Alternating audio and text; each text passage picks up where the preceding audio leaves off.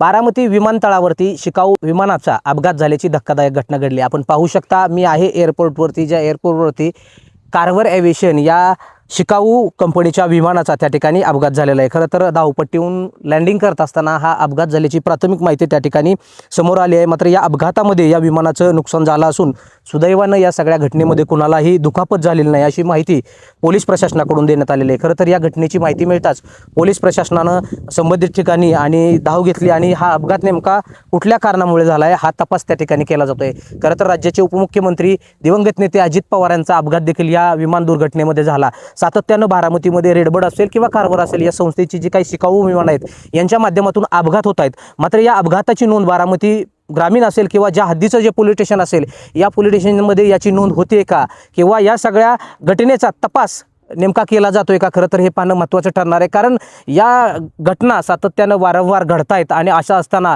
या संबंधित कुठला गुन्हा नेमका दाखल होतोय का, या गुन्ह्याची चौकशी होते का, किंवा या सगळ्या घटनेमुळं ही जी काही प्रशिक्षण विमानाच्या कंपन्या आहेत या गडगंज लोकांच्या आहेत, यामुळं राजकीय वरदस्त असल्यामुळं पोलीस प्रशासनावर या सगळ्या गोष्टीचा दबाव येऊ शकतो का, खरं तर आज सवाल देखील या निमित्तानं उपस्थित केला जातोय।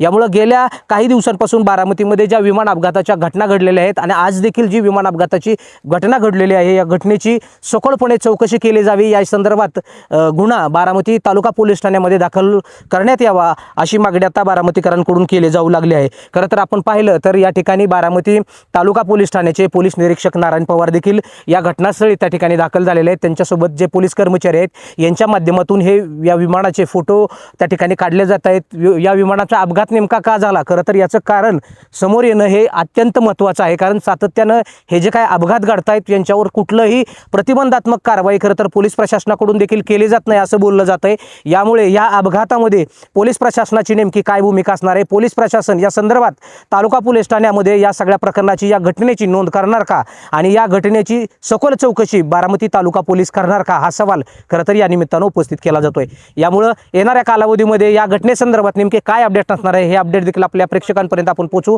तुर्तास इथेच थांबू। विकास कोकरे, LS मराठी, बारामती।